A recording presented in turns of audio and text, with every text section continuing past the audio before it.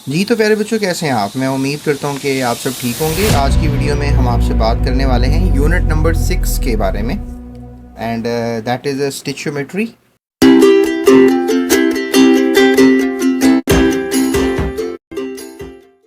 और इसके एक्सरसाइज में अभी हम जो है वो हल करेंगे एमसीक्यूज़ को, और उसके बाद फिर इंशाल्लाह हम क्वेश्चन आंसर्स को भी हल करेंगे और एग्जांपल्स को भी समझेंगे।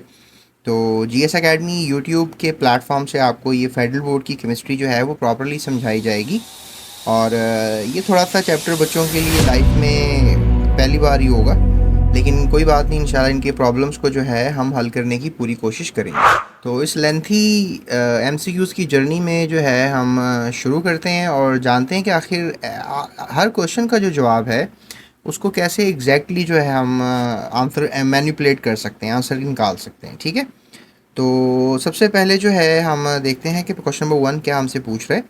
What is the formula of calcium formula mass of copper sulfate pentahydrate? 5 को पेंटा कहते हैं, वाटर है साथ, और कॉपर का मैस है, सल्फ़र का मैस है इसमें, उसके बाद ऑक्सीजन का भी इसमें मैस है, ठीक है, और हाइड्रोजन का भी। तो फर्स्ट ऑफ ऑल तो आपको जो है ना वो मैस कैलकुलेट करना आना चाहिए। ठीक है, तो किसी भी कंपाउंड का मैस कैलकुलेट करना कोई रॉकेट साइंस नहीं है। तो जिस तरह आपके सामने अब ये फार्मूला है, तो उसका मैस कैसे कैलकुलेट करेंगे, जैसा कि अभी आपको बताया कि जो कॉपर का मैस है वो पीरियोडिक टेबल से आप ले सकते हैं।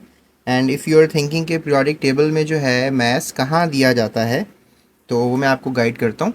जिस तरह आपको ये पीरियोडिक टेबल नज़र आ रहा है, ये एलिमेंट होता है, टॉप पे जो है वो एटॉमिक नंबर होता है, ये कोबाल्ट एलिमेंट है, और इसका नीचे जो है वो मैस है। और मैस तकरीबन आप कह लें कि डबल होता है एटॉमिक नंबर का, ये डबल से थोड़ा सा ज़्यादा भी हो सकता है। और जिस तरह देखें आप 29 है, 29 में आप 29 को ऐड करेंगे, 30 होता, 30 में 30 को ऐड करते तो दैट इज़ 60, 29 29 को ऐड करेंगे दैट इज़ समथिंग लाइक 58। लेकिन इसका मैच देखें 63.55 लिया गया है। ठीक है, तो अब आप सोच रहे होंगे कि डबल नहीं है, डबल से तो 4-5 पॉइंट्स ज़्यादा है।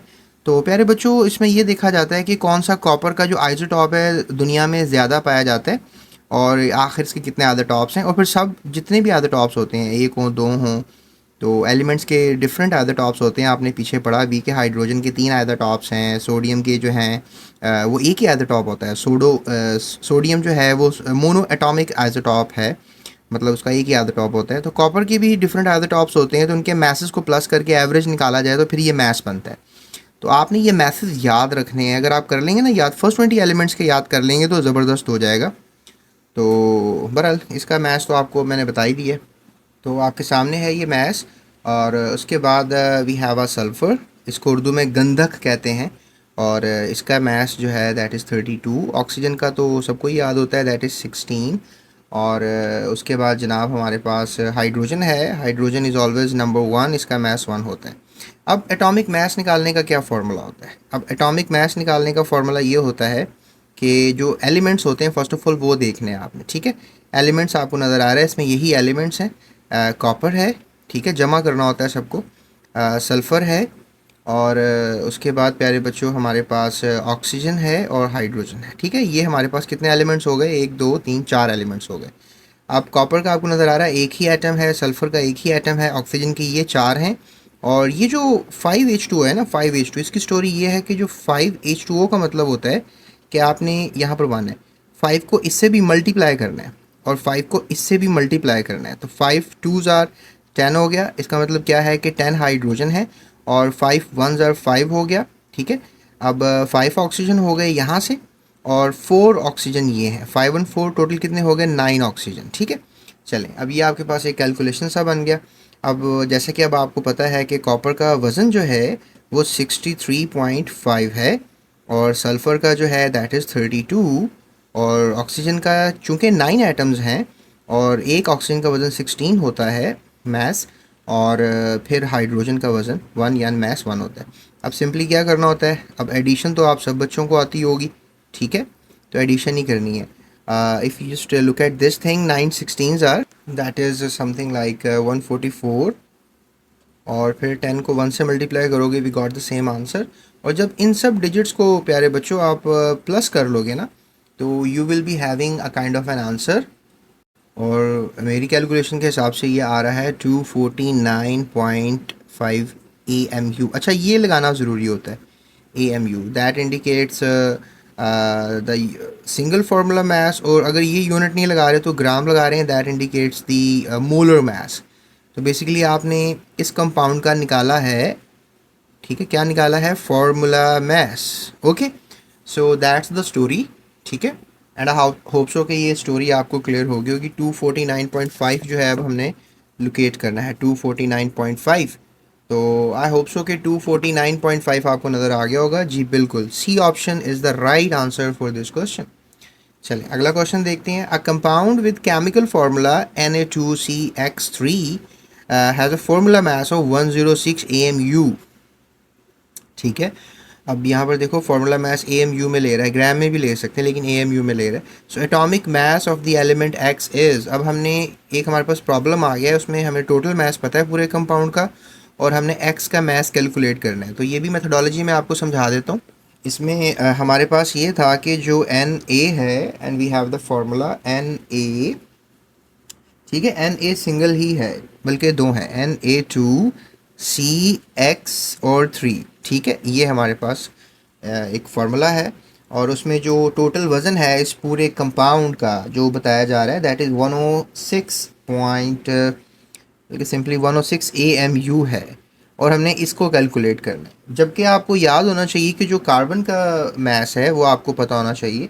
अगर आपको कार्बन का मास नहीं पता होगा तो मुश्किल हो जाएगा, दैट इज़ 12।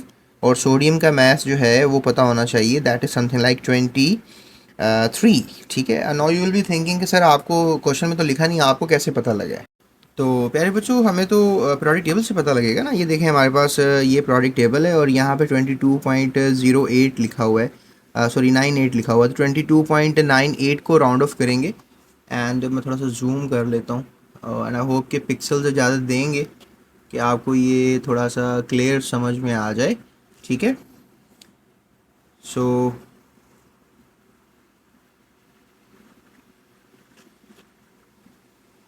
ओके, सो आप देख सकते हैं आपके हमारे पास ये जो मैस है that is 22 point something like 98। तो ये आप कोई अच्छा सा प्रोडक्ट टेबल और भी बाय कर सकते हैं। इसमें तो मैसेज ब्लर हो रहे हैं ना, यहाँ बुक में ब्लर हो रहे हैं तो कैमरे में तो ब्लर नज़र आएंगे आपको। तो जनाब मैंने आपको ये बता दिया। अब करना क्या है, अब एलिमेंट हमारे पास है सोडियम, कार्बन और x is something we don't know, equal to 106। ठीक है प्यारे बच्चों, अब देखो सोडियम के कितने आइटम्स हैं, दो आइटम्स हैं, जबकि कार्बन के जो है वो सिंगल आइटम ही है, और एक्स के 3 आइटम्स हैं, ठीक है। So that is the story, that is the equation आपने बनानी होगी। जल्दी से रफ वर्क कर सकते हैं आप, इट्स नॉट नेसेसरी कि आप ना कर सकें, बड़ा आसान है। सो 23 मास हो गया सोडियम का, ये दो आइटम्स हैं, और कार्बन हो गया, और 3 जो हैं हमारे पास एक्स के एटम्स हैं, और टोटल मास इन सब का मिलाकर 106 AMU है। अच्छा, अब निकालना हमने एक्स है, तो इसका मैथ भी हम लगा लेते हैं, दैट इज़ समथिंग लाइक 12। ठीक है, तो ये मैंने यहाँ नहीं लगाया था, मैंने लगा दिया। अब क्या सीन होने वाला है, इसको हम, इस वैल्यू को हम यहीं पर रहने देते हैं और इन वैल्यूज़ को जो है हम शिफ्ट ओवर कर लेते हैं इस साइड पे। तो हमारे पास क्या आ जाएगा, 3x is equals to 106 minus 12 minus, you can just multiply these two guys, 2 multiply by 23, तो ये हो जाएगा आपके पास 23 और 23 कितने होते हैं, 46 होते हैं, ठीक है। अब इनको आपस में हमने सॉर्ट आउट करना है। सो इन दोनों को सॉर्ट आउट करेंगे, 106 माइनस 12, तो that is going to be something like 94 minus 46, ठीक है, that is going to be 48। Okay, और ये हमारे पास x है जो कि 3, इसके साथ एक इंटीजर और है, ठीक है, होप सो आपको नज़र आ रहा है।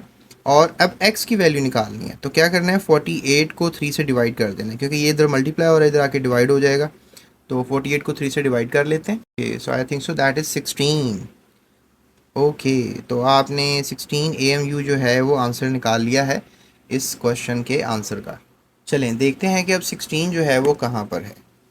ऑप्शन ए में नहीं है, बी में नहीं है, सी में नहीं है, so there we have D option is the right answer.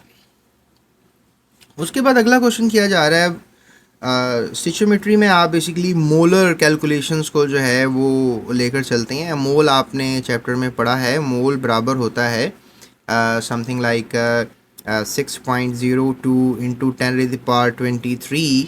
ठीक है, तो अब we have 16 gram of oxygen. How many moles of molecules are there in 16 gram of oxygen. हमने अब ये कैलकुलेट करना है। तो हमारे पास एक मॉलिक्यूल है, ठीक है, मॉलिक्यूल किसका, मॉलिक्यूल ऑक्सीजन का, दैट इज़ O2। तो ऑक्सीजन दो हैं, तो 16 + 16 टोटल मास क्या आ गया, 32 ग्राम्स। लेकिन हमारे पास जो गिवन मास है, क्योंकि he is asking how many moles of molecules are there in 16 gram of oxygen. तो हमारे पास अगर 1 मोल है तो डेफिनेटली हमारे पास 1 मोल में 32 ग्राम्स होते, लेकिन वी हैव 16, तो 32 को डिवाइड कर देते हैं 16 के साथ, तो we got something like 6 1s are and 8, and then we have 16, then we have 4, then we have 8, then we have 2, then we have 4, then we have 1, then we have 2, that is 2 by 1। तो हमारे पास क्या बनेगा कि we have 16/32 करना था इसको, तो we got something like 1 on the up front and 2, तो हाफ हो गया ना, हाफ। तो जो हाफ होगा that half is equal to 0.5, तो we have 0.5 answer for this question. ठीक है, तो अगर आपके पास इतने मोल्स होंगे 16 ग्राम ऑफ ऑक्सीजन के, तो उसमें कितने मॉलिक्यूल्स होंगे, ये क्वेश्चन का आ रहा था। तो अगर आपके पास 32 ग्राम्स ऑफ ऑक्सीजन होता तो डेफिनेटली आपके पास एक मॉलिक्यूल का वज़न होता, तो 0.5 यानी हाफ मोल्स इसका आंसर रहेगा। उसके बाद है कि what is the mass of 4 moles of hydrogen gas. देखें, फर्स्ट ऑफ ऑल तो हमें ये पता होना चाहिए कि 1 मोल का कितना मास होता है। ठीक है, 1 मोल जो है वो अगर आपके पास हाइड्रोजन है, हाइड्रोजन गैस है, उसका मास होता है 2.008, तो 1 मोल का। अब डेफिनेटली हमने दोनों साइड पे 4 कर देना है, यहाँ से भी 4 को मल्टीप्लाई कर देंगे और यहाँ भी 4 को मल्टीप्लाई कर देंगे, 4 2s are 8.00 समथिंग बन जाएगा। ठीक है, so that is going to be 8.06 gram. ठीक है, 064 ग्राम्स होंगे 4 मोल्स के अंदर, ये आपने याद रखना है। ठीक है, बाकी अगर आप ये सोच रहे हैं कि मैं आपको प्रॉपर्ली मेथडोलॉजी कराऊँ, तो मैंने लेक्चर दिया हुआ है, आप मेरा मोल्स के ऊपर लेक्चर ज़रूर सुनिएगा, मैंने बनाया है। तो मोल्स लिखकर आपने, या Avogadro's number space GS academy YouTube search bar पे लिखें, तो आप मेरी पहले वो वीडियो देख लें, फिर इस एक्सरसाइज को सॉल्व करने आए, तो फिर आपके लिए और ईजी रहेगा। अगर आप आंसर लोकेट करने आए तो मैं आपको जल्दी जल्दी ये बता रहा हूँ। ठीक है, चलो उसके बाद एक और क्वेश्चन करते हैं, what is the mass of carbon present 44 gram of carbon dioxide. अब आपके पास मास ऑफ कार्बन पता होना चाहिए आपको, अगर आपके पास 44 ग्राम कार्बन डाइऑक्साइड है। ठीक है, तो इसको भी जो है हम सॉर्ट आउट कर लेते हैं। ठीक है, तो जो कार्बन डाइऑक्साइड है ये बेसिकली आप कह लें कि इसका मास जो होता है दैट इज़ 44 ग्राम ही होता है, क्योंकि कार्बन का मास 12 है, एक ऑक्सीजन का 16 है, तो 2 ऑक्सीजन का हो जाएगा 32, तो 32 और 10 दैट इज़ 42 एंड 2 44 हो जाएगा। तो 1 मोल जो है मोलर मास होगा ना, ये 1 मोल मास। ठीक है, तो 1 mole mass of carbon dioxide क्या होगा, 44 ग्राम होगा। तो ही इज़ आस्किंग कि you have to tell me mass of carbon present in 44 gram of carbon dioxide. तो सिर्फ कार्बन आपने बताना, तो डेफिनेटली सिर्फ कार्बन का कैलकुलेट करना है। तो 1 मोल ऑफ कार्बन जो है वो कितने के बराबर है, 12 ग्राम्स के। ठीक है, और आपके पास जो टोटल कार्बन डाइऑक्साइड का मास है वो 44 ग्राम्स है। तो 1 मोल अगर आपके पास हो मतलब कार्बन डाइऑक्साइड, तो उसमें 12 ग्राम कार्बन होता है। ठीक है, कितने ग्राम कार्बन होता है, 12 ग्राम, क्योंकि इसका भी वज़न आपने 12 ही लिखा था। ठीक है, और उसके बाद जो हमारे पास टोटल मास निकला था वो 44 निकला था। तो इस 44 मास के अंदर जो कार्बन का मास था वो 12 था। ठीक है, you have to remember this. तो लिहाजा हम इसी ऑप्शन पे जाएंगे कि एक 44 ग्राम अगर आपके पास कार्बन डाइऑक्साइड है, तो उसमें जो मास ऑफ कार्बन है that is 12 gram. Option A is a very right answer for this question. उसके बाद the story is not over. छठा सवाल है, which term is the same for 1 mole of oxygen. ठीक है, कौन सी टर्म जो है वो ठीक रहेगी 1 मोल ऑफ ऑक्सीजन के लिए एंड 1 मोल ऑफ वाटर के लिए। तो मतलब सेम रहेगी। तो 1 मोल ऑफ ऑक्सीजन में जो है 6.02 इंटू 10⁻23 ऑक्सीजन एटम्स होंगे, और 1 मोल ऑफ वाटर में जो मॉलिक्यूल्स होंगे, इसमें एटम्स की तादाद बताई जा रही है और इसमें बताई जा रही है तादाद मॉलिक्यूल्स की। तो यहाँ एटम्स हैं और यहाँ मॉलिक्यूल्स हैं, तो वो दोनों तो सेम होंगे, लेकिन टर्म्स सेम नहीं है ना। टर्म कह रहा है सेम कौन सी होगी, तो एटम्स तो सेम नहीं है, और वी हैव यहाँ तो चलें कुछ है ही नहीं, तो there is some problem going on. और फिर मैस सेम होगा, नो मैस भी सेम नहीं होगा, क्योंकि ऑक्सीजन का मैस 1 मोल का 16 ग्राम है, जबकि वाटर का 18 ग्राम है, तो दोनों का मैस भी सेम नहीं होगा। और दोनों के अंदर क्या मॉलिक्यूल्स सेम होंगे? डेफिनेटली ये तो एटम है, ऑक्सीजन तो एटम है और ये तो मॉलिक्यूल्स हैं, तो दोनों में मॉलिक्यूल्स कैसे हो सकते हैं? बिकॉज इसमें तो एटम्स हैं और उसमें मॉलिक्यूल्स हैं। तो व्हाट डू यू थिंक? ये साइंसदानों ने बड़ा इजी कर दिया हमारे लिए। अगर 1 मोल कोई भी चीज़ हो और यहाँ पर भी 1 मोल कोई भी चीज़ हो, मतलब यहाँ पर 1 मोल एटम्स हैं और यहाँ पे 1 मोल मॉलिक्यूल्स हैं, तो उनका वॉल्यूम सेम होगा। ये बात तो आपको याद रखनी है। तो option A is the right answer, क्योंकि वॉल्यूम हमेशा सेम रहता है अगर दोनों का 1 मोल होगा। So option A is the right answer for this question. उसके बाद एक और स्टोरी है जी, इसमें क्या पूछा जा रहा है कि 1 मोल कार्बन है, ठीक है, और उसमें जितने भी एटम्स हैं 1 मोल में, डेफिनेटली कार्बन एटम्स तो 6.02 इंटू 10⁻23 होते हैं। And what is the number of atoms contained in 12 gram of magnesium? प्यारे बच्चों, मैग्नीशियम का जो 1 मोल है ना, वो पहले पता होना चाहिए आपको, दैट इज़ 24 ग्राम्स, ठीक है। तो 1 मोल अगर आपके पास मैग्नीशियम है तो दैट इज़ 24 ग्राम्स, लेकिन अनफॉर्चुनेटली आपके पास तो 24 ग्राम्स नहीं है, आपके पास तो 12 ग्राम्स हैं। तो जो मोलर मैस होता है उसको आप डिवाइड कर देना होता है उससे, ठीक है, ताकि आपको मोल्स पता लगे। तो 12 1 है, 12 2 है, तो 1/2, तो 1/2 किसके बराबर आ रहा है? That is equal to 0.5। तो लिहाजा अगर आपके पास you have some a kind of a terminology, जैसे 1 मोल ऑफ कार्बन में x एटम्स हैं, तो what is the number of atoms contained in the 12 gram of magnesium? तो आपके पास 0.5 होंगे moles of magnesium in it, ठीक है। तो 0.5 is going to be the very right answer for this, ठीक है। बात को समझने की ज़रूरत है कि इसके पास तो 1 मोल में जितने भी एटम्स हैं, तो इसके पास 12 ग्राम में कितने एटम्स होंगे? तो इसके पास जितने एटम्स होंगे वो हाफ ही होंगे ना, दैट इज़ 0.5 एटम्स। तो B option is the right answer for this question. And I hope कि आपको थोड़ा बहुत मैं गाइड कर सका कि ये कैसे चैप्टर आपने लेकर चलना है। बहरहाल the story is not over, अभी हम करेंगे बहुत से प्रॉब्लम्स को हल शॉर्ट क्वेश्चन आंसर्स में। और शॉर्ट क्वेश्चन आंसर्स में हम क्या क्या हल कर सकते हैं ये हम अगली वीडियो में सीखेंगे। तो अगली वीडियो में हमारे साथ रहिएगा आप, और अगली वीडियो में सीखते हैं इन सारे सवालों के जवाब, ठीक है। और let's move ahead to the next video. उससे पहले आप इस चैनल को सब्सक्राइब कर लें ताकि आपको मज़ीद वीडियोज़ भी मिलती रहें। डिस्क्रिप्शन में जो है वो आपको लिंक मिलेगा, उससे आपको पूरे चैप्टर की, पूरी बुक की वीडियोस मिलेंगी। या पर सिंपली आप लिखें if you want to solve the MCQs of electrochemistry.